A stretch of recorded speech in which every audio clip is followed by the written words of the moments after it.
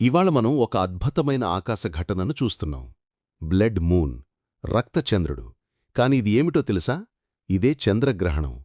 Blood moon అనేది సంపూర్ణ చంద్రగ్రహణ సమయంలో జరుగుతుంది.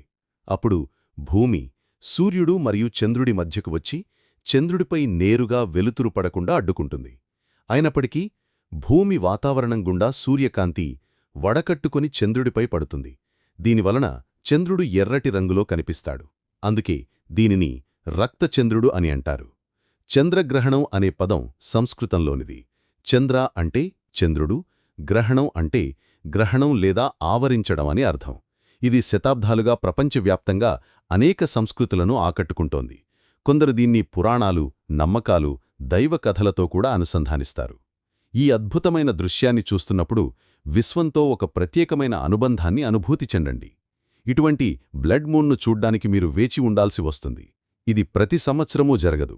కాబట్టి మీ టెలిస్కోప్ తీసుకొని లేదా బయటకు వచ్చి ఈ అందమైన దృశ్యాన్ని ఆస్వాదించండి.